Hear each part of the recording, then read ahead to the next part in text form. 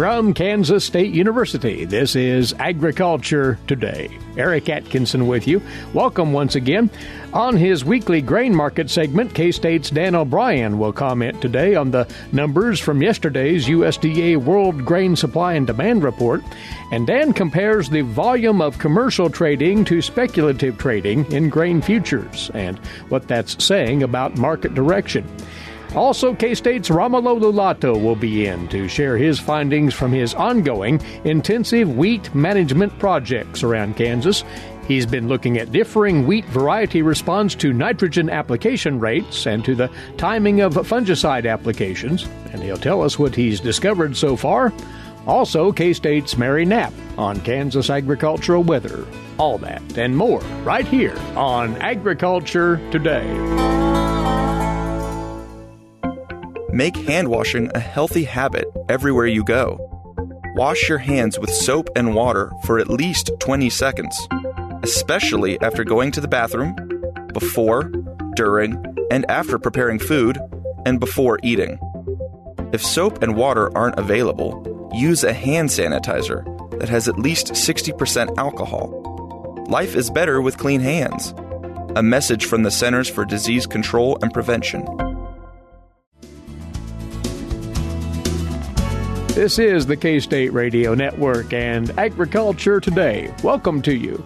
Our Friday edition opens up with the latest glance at the grain markets and working off of a brand new USDA World Agricultural Supply and Demand Estimates report, which was released yesterday morning.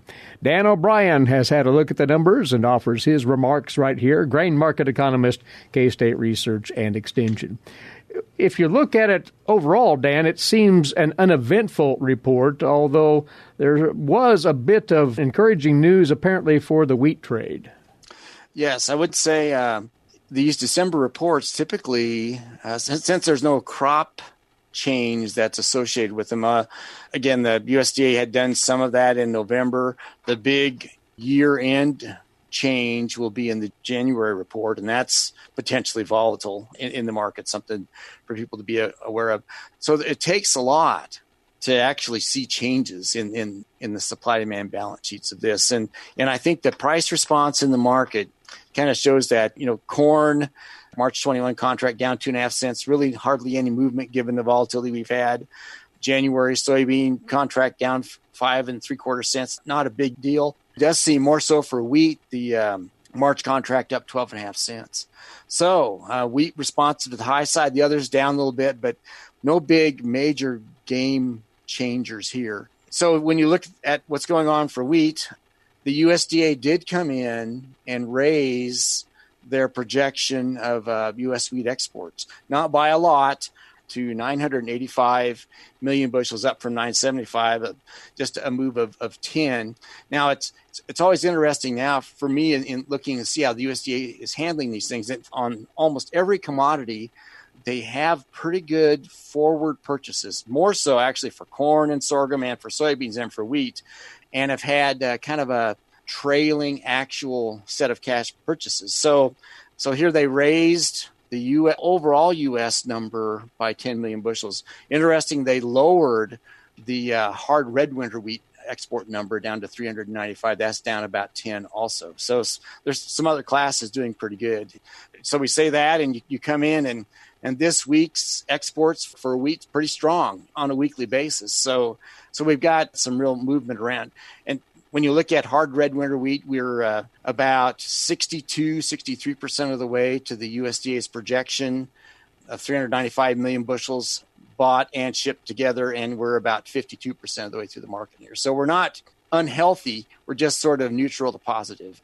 We've seen prices on the March contract had gotten up within the last month or so, as high as 590, as low as 530 in the last few days, and then has closed yesterday at 563.5. And again, that being up 12 some cents. The one thing I just really wonder on, when you look at the moisture maps around the world, and you look at Europe and Ukraine, Black Sea region, and we get reports from different agencies saying, don't worry, it's all going to be there. It's great. It is as dry as a bone in some of those areas. And so maybe when we get those reports from different agencies trying to tamp down any concern, et cetera, maybe the market still looks at the moisture maps and says, my gosh, it's pretty dry. So I guess that's kind of the head shaker and why people look at these markets don't just listen to the reports. They try to ferret out and dig out their own data to not be fooled by something in the market. Dan, on the grain sorghum side, once again, we've seen such a remarkable run in export movement for that grain here in recent weeks, and one has to wonder how much more steam is left. This report thinks apparently a fair bit. Well, the USDA raised the grain sorghum export projection for this marketing year that would be ending August 31st of next year by 15 million bushels. And again, they didn't make a lot of other changes in any of these balance sheets. So when they came in and picked out sorghum and raised it by 15, that means they think it's legitimate. And so when you come back and look at the actualities of what's going on, again, sorghum's up and down in terms of actual shipments per week. But we have 50 million bushels shipped. The USDA is projected now 275 million, so we're about 18% of the way there. And that 275 million is, in terms of forward purchases, we're 67% of either having shipped or having business purchases in hand to go that direction. And again, we're about 27% of the way through the market. So still, you've got out here in western Kansas, when you look at grain sorghum prices relative to corn, we're $1 higher for sorghum than we are for corn. There are no bids at ethanol plants. And so when the USDA, where they found that extra 15 million bushels, was that they reduced food seed industrial usage by 15 million. So they basically are saying there's not that much grain sorghum is going to go into ethanol plants, that we have strong demand pull on the export side, and that's where it's going to go. One thing we did want to dig into a bit here, and you brought this up prior to the broadcast today, you have been looking more closely at the commercial positions in these grain markets compared to speculative positions, and you think there's a story to be told there, Dan. Well, yes, when you look at the amount of commercial positions listed by the Commodity Futures Trading Commission in these weekly reports that they have of the positions of commercial traders, of what they call managed money, basically speculative traders, and then index traders. That's how they categorize them, and see what type of positions that they're in. It reveals how they view the market. And when you look at commercial hedgers, commercial traders in the market, they have as strong of a short hedged position, which would be protecting themselves on grains as they've had any time since, at least I have data available back to 2006. So they are hedged. They are protecting themselves from markets that they feel could go higher. Some of that is bought. Some of that's not. Farmers, if they walk into that deal, they're dealing with the commodity, they'd be involved in that too. That's compared to the long position that's not record high, but pretty strong in terms of the speculative trade. In fact, the latest numbers that show that there are hardly any short speculative positions, just a few. And the proportion of long to short speculative positions in the corn futures looks like it's about 4 or 5 to 1. So the news we've had in the market of late affected people that are looking to hedge themselves, protect themselves from upward price movements in the markets. Commercials, they have strong corn positions, again, that reflect whether they're buyers and sellers, et cetera. But then the specs are looking pretty optimistically in terms of where things are going. We'll see. You have reports that keep coming on a week-to-week basis on that, and we'll see. Interesting to look at soybeans also. What we talked about for corn is at least as true for soybeans. Who are commercial people in the soybean side? Well, you've got export buyers and you've got crushers. And one of the changes in the supply demand balance sheet here in this report that came out yesterday was that they upped by about 15 million bushels the domestic crush of U.S. soybeans. The USDA made no changes in their export projection. Probably the strongest export action we have right now in commodity is on soybeans in terms of actual movement. With this week's shipments of just under 100 million bushels, we need a pace of about 29 million per week to hit the USDA's number. And we're forward purchased at 1.94 billion bushels out of the 2.2 projection. And so we're about 89% of the way there in terms of purchases, and we're only about 27% of the way through the marketing year. So gangbusters, actual movement and shipments, but again, no change in that number. So anyway, as strong a long commercial protective position as I've got any records for in the soybean market, to protect themselves from what could happen if that market went to the high side. And the long position of managed money speculative folks is essentially tied with where we were in the summer of 2012. So that, in 2012 out in Kansas and Nebraska and the Western Corn Belt, that's a marker for how tight things were and how worried we were about the market. So we had run up to that level in the last several weeks and backed off at just a hair, but a lot of concern. When we were talking about what could happen down South America with dry conditions, that brought us to the place where the managed money spec positions were strong, long. And you just hardly find, again, for them, hardly any short positions at all. Now, we had had some rains in those areas and replenished topsoil. But when you look at there's some satellite tools available where you can measure soil moisture not just at topsoil, but subsoil. There's still some awfully dry areas there. And their soils are such that they'll continue to need rainfall. And we're having all this concern, and let's see, it's the middle of December. Right. And they've got to get through the rest of December and January and on towards February and unscathed. So still an awful lot of crop risk down South America and potential for volatility in U.S. grain markets. Again, producers, have a look at Dan's notes for this week on the markets. They would include his comments on the USDA's WSDA report numbers, which were out yesterday morning. And as always, Dan, many thanks to you. Thanks. Take care, Eric. Grain market economist, K-State Research and Extension, that's Dan O'Brien, along with us each Friday on Agriculture Today. A social distancing tip. Putting distance between yourself and others is critical to slowing the spread of coronavirus. So here are ways to stay in contact without the physical contact part. Call, send a text, set up a video conference, post on social media, dedicate a song on the radio. If you have symptoms of fever, dry cough, and shortness of breath, call your healthcare provider before going to their office. For more info, visit coronavirus.gov. Let's all do our part, because we're all #AloneTogether. Brought to you by the Ad Council. Agriculture Today continues now. Well, the winter wheat crop in Kansas is virtually in its winter slumber. It's in dormancy for the most part now. However, our guest has been sharing valuable research information out of a series of K-State intensive wheat management projects that he's been overseeing. Romulo Lollato is with us, wheat production specialist with K-State Research and Extension. Before all that, Romulo, it's almost habitual now that we ask you about how things are going with this winter wheat crop around Kansas currently. What are you picking up from the countryside? Hi, Eric. Yeah, so well, thank you for having me on air here today again. It's always good to come here and chat with you and tell the listeners what we're doing as far as wheat production research goes. And whenever we think of the wheat crop this season, the start of it was quite bumpy, mostly because the early planted crop, and by that I mean the crop that was planted sometime in September, which is a large portion of the crop in western Kansas, less so in central Kansas. It had overall a good stand establishment because of some moisture that we had in the middle of September. But then October was so dry that the fields that were planted beyond that October 10th time frame, approximately, many times they didn't emerge, or they had a very ragged, very variable emergence all the way until sometime in November when central Kansas got some precipitation.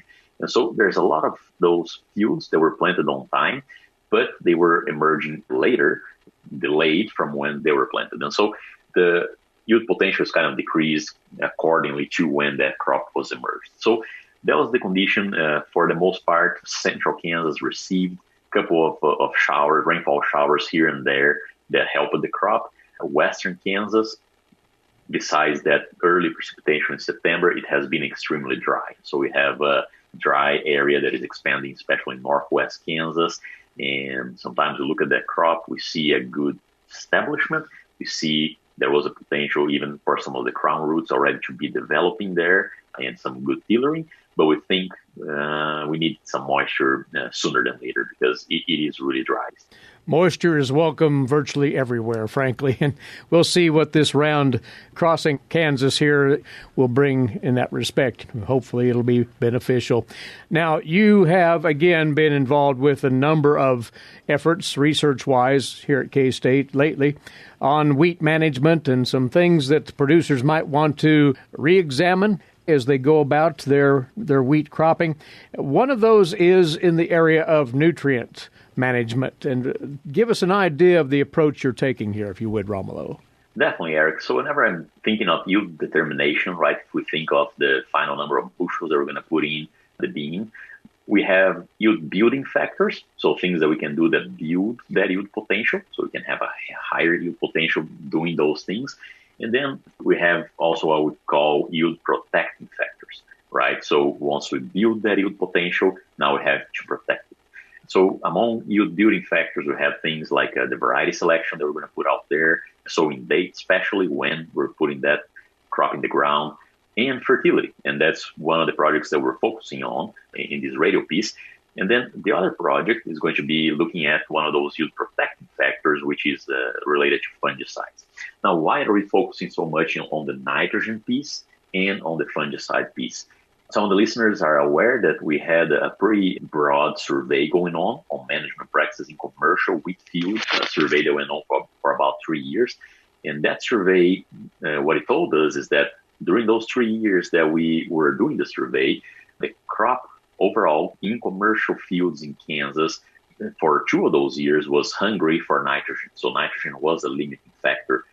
And in those 2 years, fungicide was also a pretty limiting factor. Fungicide was only used in about half of the fields that we were interviewing, and that half was yielding considerably higher. So with those 2 things in mind that we noticed from growers' fields that were limiting the yield potential there, we said, well, let's expand our research on those 2 fronts and let's see if there is a variety interaction, right, and between variety, if different varieties are going to respond differently to nitrogen rates, and the same thing for fungicides. So starting the last season, 2019-2020, we put these trials in about a total of 10 locations, about 5 locations each trial here, where we were looking at 14 different commercial varieties, right? They are varieties that are modern, so they're new varieties, and they're widely used by growers as well. So good representative varieties. In the first project, looking at fertility, we exposed those varieties to 4 different nitrogen levels, 0, 40, 80, or 120 units of N per acre.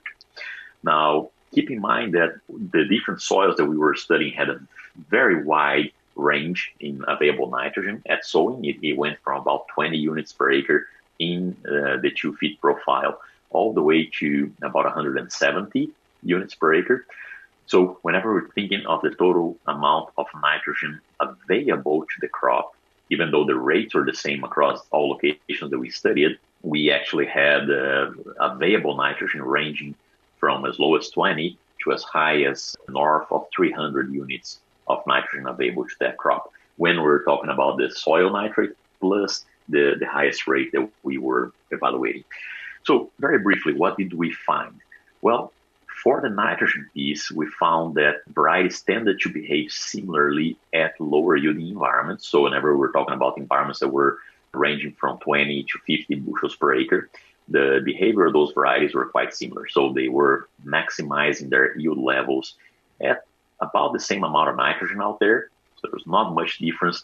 And they were also maximizing their yield at about the same yield level. So not much difference in those lower yielding environments.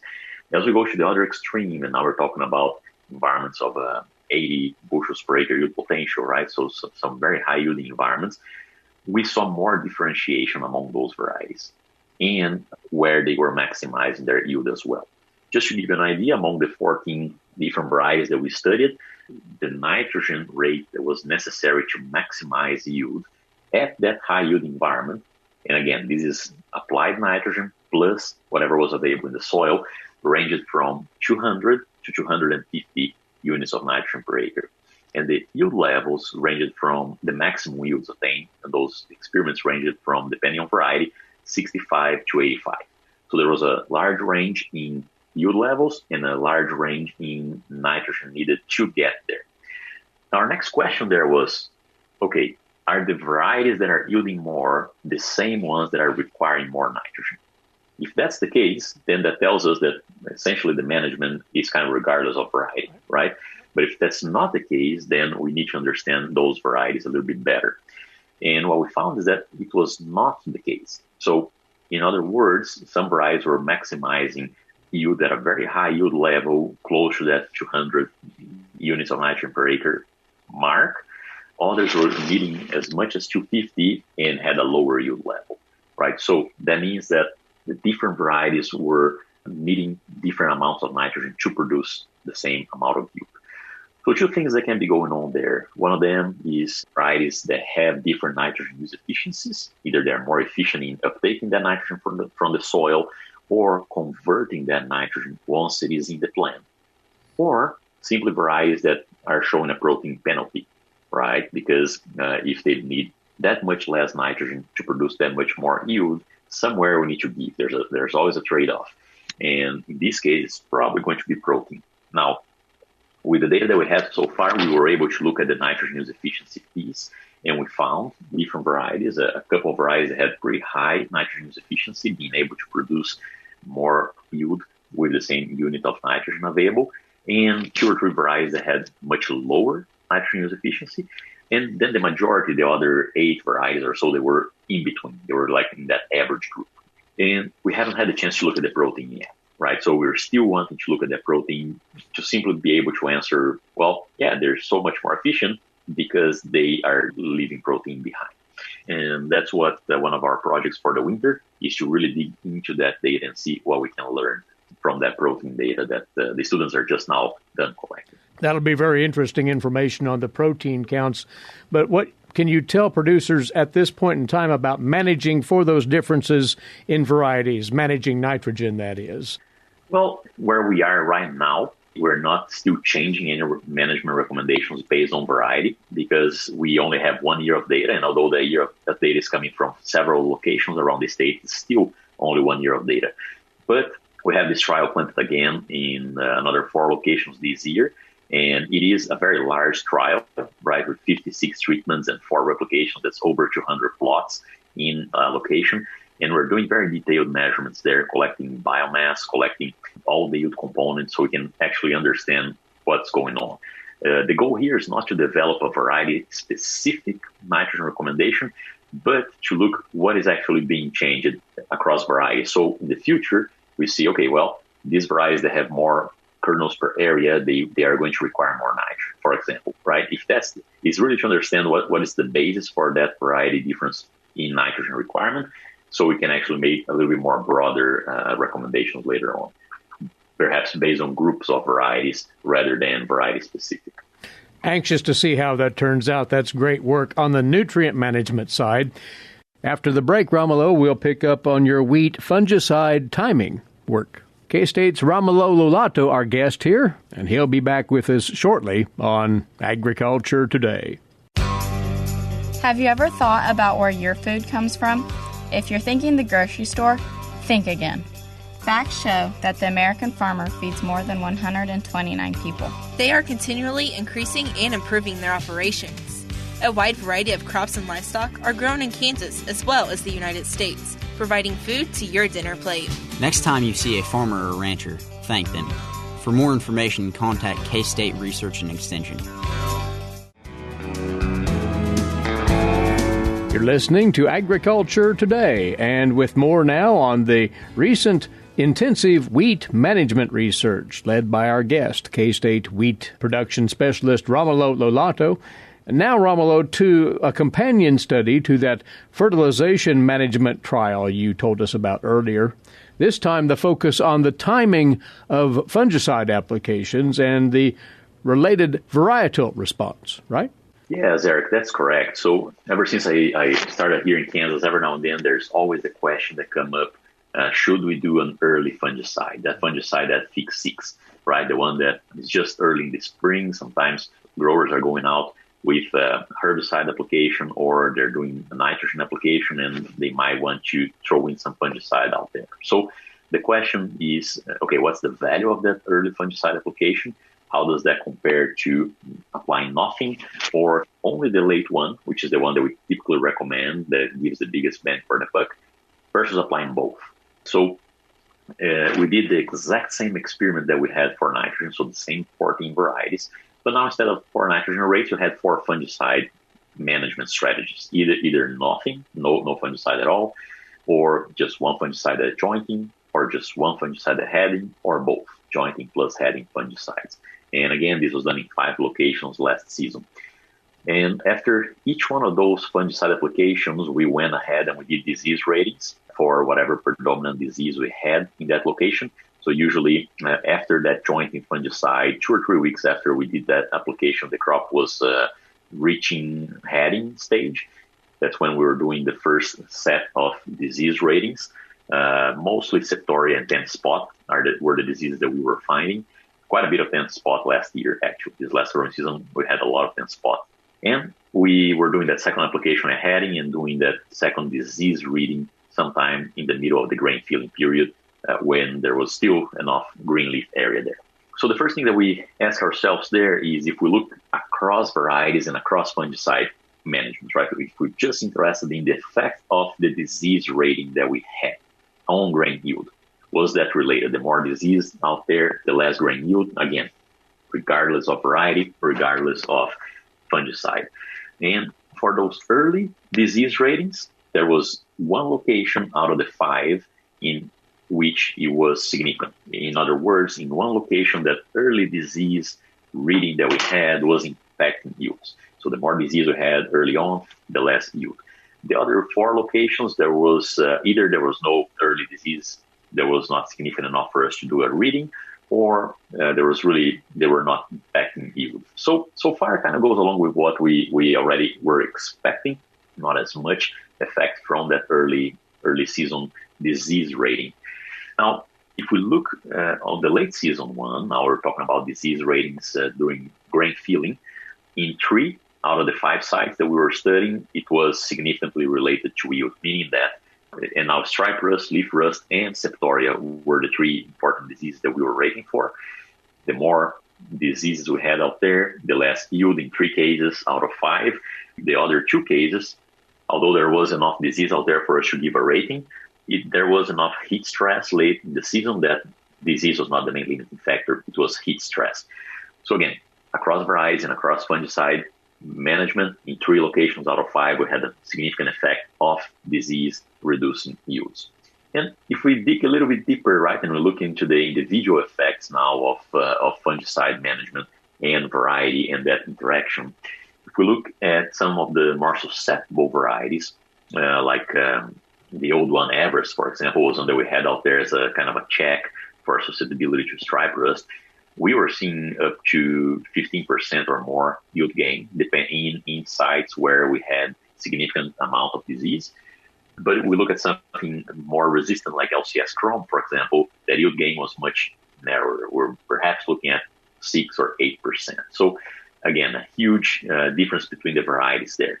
Now we go to sites where we didn't have as clear of an effect of the disease. Sometimes we're still seeing a response to the fungicides in kind of like a stair-type way. We were increasing yields going from no fungicide to the jointing one, and then increasing a little bit more from going to the jointing one to the heading one. And that seemed to be an additive effect going to the final one with both fungicides, where that one was kind of like consistently resulting in more yield gain than the other 2 fungicide management strategies individually. Now, one thing, Eric, that is important to note here is that across those 5 locations, right, if we just look across those 5 locations, we were seeing an average yield across varieties as well, so across the entire thing, of 56 bushels per acre. That was the average yield of these trials last year. And the average gain from that first fungicide application was about 2 bushels per acre. From the one at heading was close to 3.5, and from the one and from both together was about 4.5.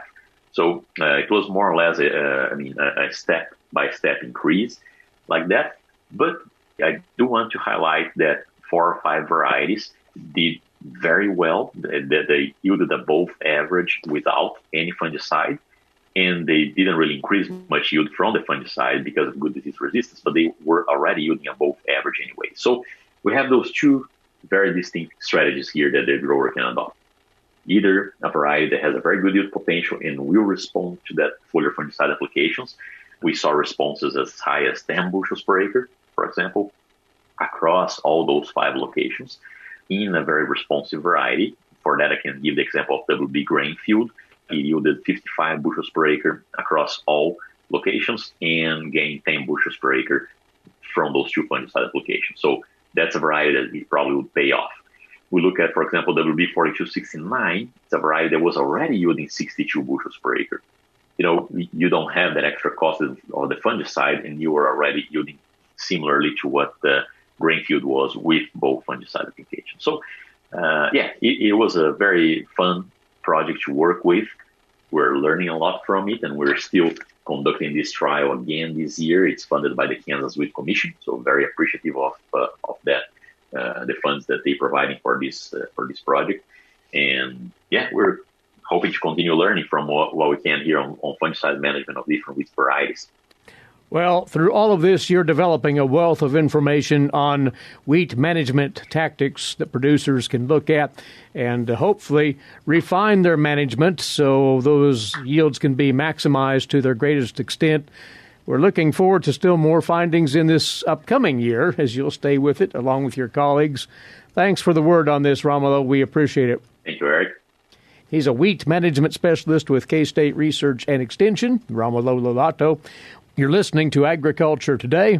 More coming your way shortly on the K-State Radio Network. When you are in need of timely, reliable, and trusted information, K-State Research and Extension is here. Whether it's organizing people, information, or resources, they have the necessary tools.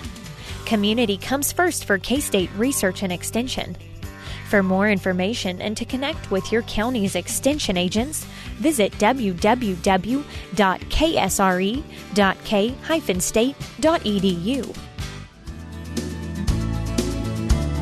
Closing out this Agriculture Today, it's our weekly segment on Kansas agricultural weather and featuring Mary Knapp, climatologist, K-State Research and Extension, with a dryness update for us. Mary, rain and moisture in general has been spared the last several days, but you look even a little further back. Right. As we've noted before, our input into the U.S. Drought Monitor goes for the week ending on Tuesday morning.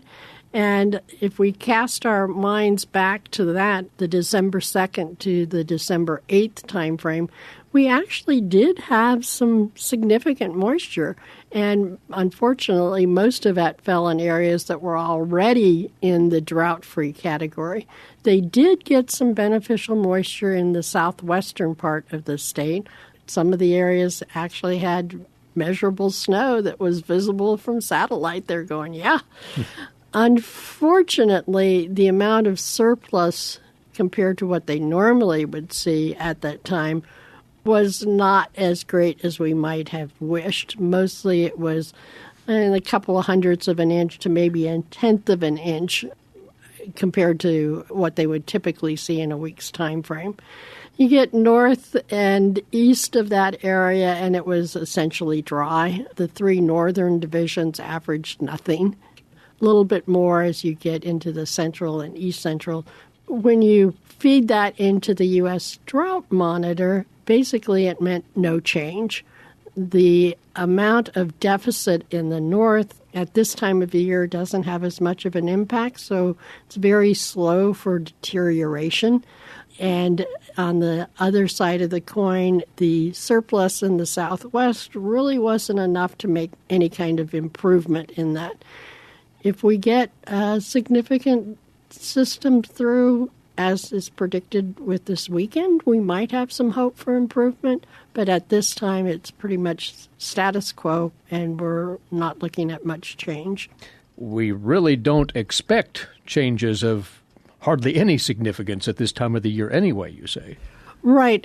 Changes at this time of the year are going to be very slow to occur. It's going to take a significant period, and by that I mean several weeks at least, of either surplus moisture or deficit moisture in order to move the needle on what the drought conditions are. It'll be easiest to change in the areas where the drought is not as entrenched, where you've got some abnormally dry conditions or moderate drought. It's a little bit easier to move that pointer to the near normal.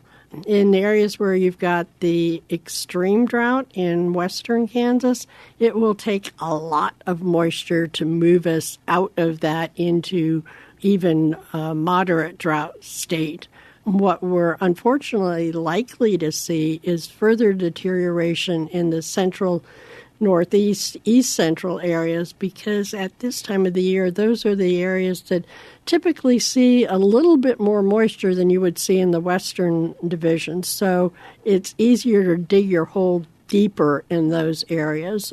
Things that we'll be watching would be when you look at the warmer than normal temperatures, surface water supplies will tend to evaporate more rapidly during these months. The atmosphere tends to be drier, and you might think, well, you could lose a lot in evaporation during the summer months, but you can lose a lot out of those surface water supplies during the winter if you don't have an ice cover on those ponds, and warmer than normal temperatures keep that from forming. And that's the downside of our recent mild weather around Kansas. What about this weekend then, and this system moving in?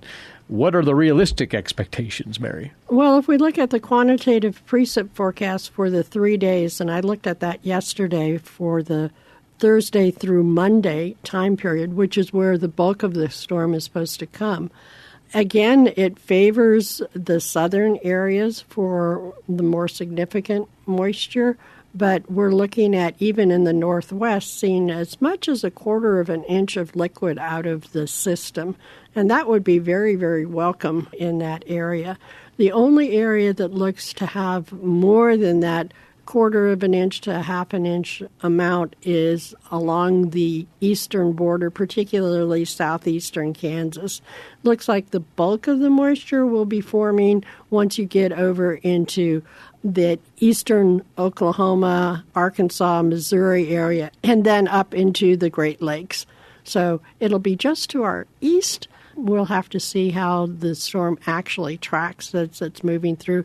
This is a very large system. They've already put winter storm watches out for central Nebraska.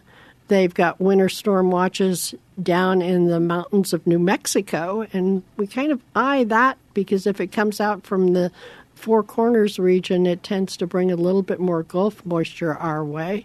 We'll see how that plays out, but again, it looks like most of the state will at least see something over the weekend. Beyond that, though, it's back, you say, to this prevalent pattern of warmer and drier conditions. The 6 to 10, 8 to 14 day, and the December outlook all favor warmer than normal and drier than normal. There's a slight chance for some cooler than normal temperatures for the first part of that 6 to 10 day outlook. But keep in mind, it doesn't need to be super warm to be warmer than normal once we're in December. There is another chance of moisture about midweek. It's a little bit early to tell how much that will be producing, but we may see a little bit more of a disturbed pattern coming through where we have a number of these fronts progressing across the U.S. As we go into the holiday season. But we are firmly in the grip of La Nina.